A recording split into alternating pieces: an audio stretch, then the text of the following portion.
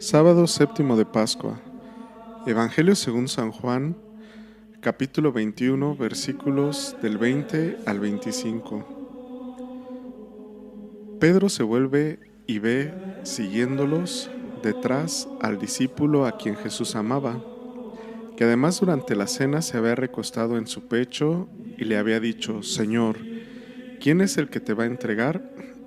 Al verlo, Pedro dice a Jesús: Señor, ¿y este qué? Jesús le respondió: Si quiero que se quede hasta que yo venga, ¿qué te importa? Tú sígueme. Corrió pues entre los hermanos la voz de que este discípulo no moriría, pero Jesús no había dicho a Pedro: no morirá, sino: si quiero que se quede hasta que yo venga. Este es el discípulo que da testimonio de estas cosas y que las ha escrito, y nosotros sabemos que su testimonio es verdadero.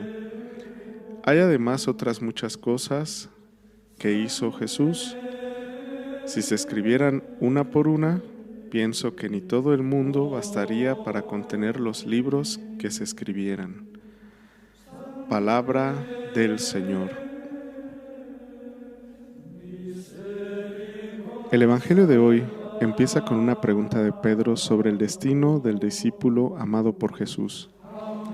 ¿Y este qué? Jesús acaba de conversar con Pedro anunciando el propio destino o también el tipo de muerte con que Pedro iba a glorificar a Dios.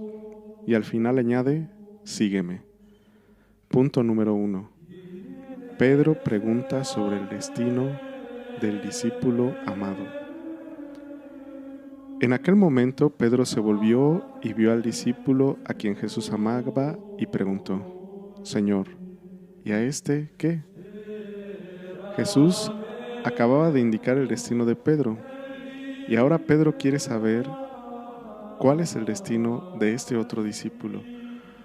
Curiosidad que no merece una respuesta adecuada por parte de Jesús.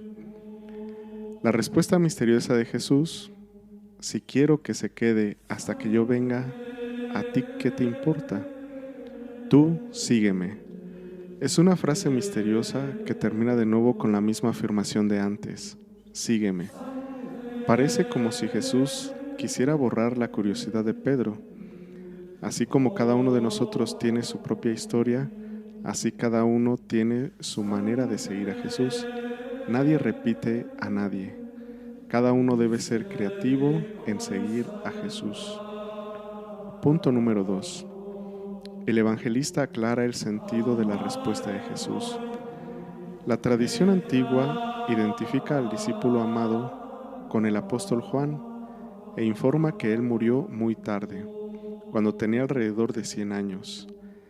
Al enlazar la avanzada edad de Juan con la misteriosa respuesta de Jesús, el evangelista aclara: por esto corrió la voz entre los hermanos de aquel discípulo que no moriría.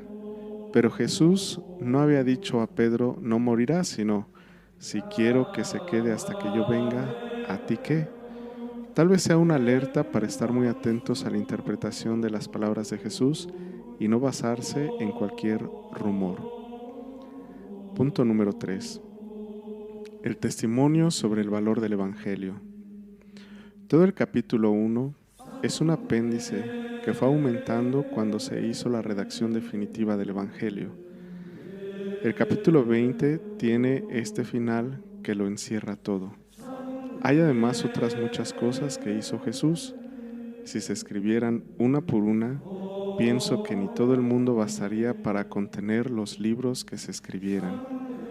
Han sido escritas para que crean que Jesús es el Mesías, el Hijo de Dios, y para que creyendo tengan vida en su nombre. El libro está listo, pero había muchos otros hechos sobre Jesús.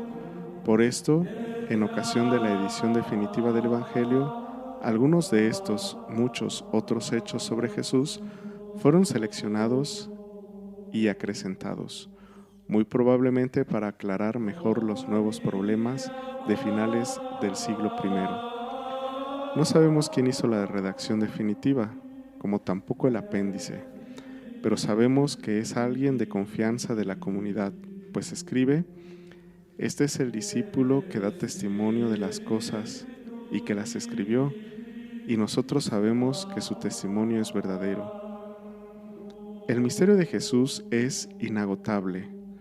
La frase con la que termina el Evangelio de Juan, Jesús hizo además muchas otras cosas, si se escribieran una por una, pienso que no cabrían en el mundo los libros que se escribieran.